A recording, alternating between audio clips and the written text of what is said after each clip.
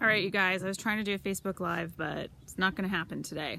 So anyway, I wanted to talk about one of my biggest pet peeves when it comes to cycling. There might be profanity in this video. Okay, I see this everywhere I go, and I especially saw it at home all the time. I do my part as a cycling coach to prevent this. It's one of the biggest reasons why I got into my business in the first place, was because I was watching group riders on the road, all over the fucking road, and then wanting respect from drivers. That, to me, I'm having a bit of a rant here because I actually drove in here and I was probably behind about 12 cyclists. They were 5 wide. I could not get past them.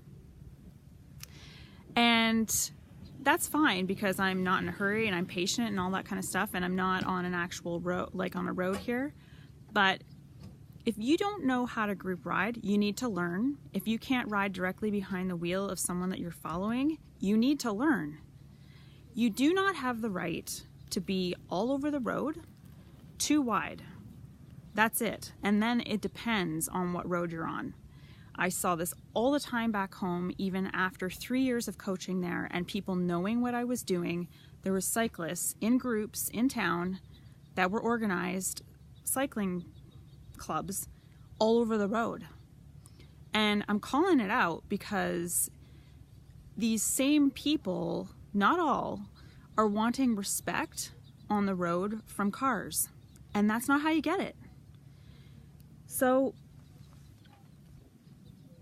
you have to, like, your ride leaders, you know, and the coaches, you know, and that's why the Mavericks, yeah, okay, we're not in perfect alignment all the time, but we are too wide and we're tight to the right.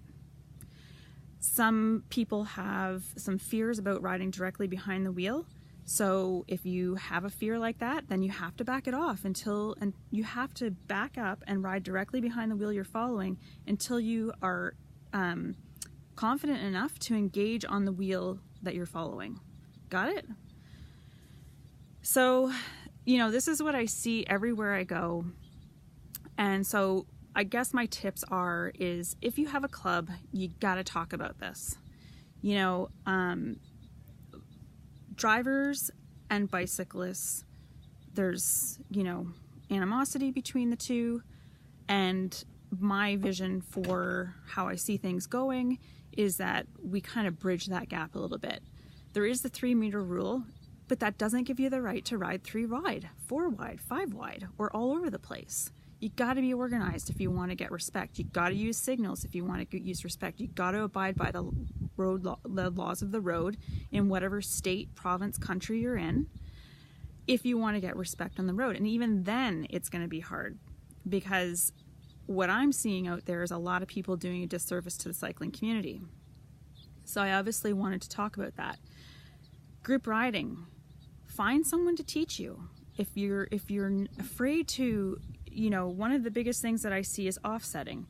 You know, and that means the person that you're following, you're offsetting by about a foot or something like that so that you can see past. But what that does is it pulls the whole group out of alignment. It makes the group look like it's 3 wide. And so if you can't ride directly behind the wheel within 1.5 feet or so, then you have to ride 3 feet back or 4 feet back, whatever it takes to get you in alignment with the wheel that you're following. The only thing is that you're not getting the benefits of drafting. However, neither is the person behind you when you're offsetting, because they don't want to offset. They want to ride behind the wheel that the person that you're following, right? Anyway, that is my rant for today. I would love to see the world of cycling where everyone was abiding by the rules and riding, you know, when you have to, you ride single.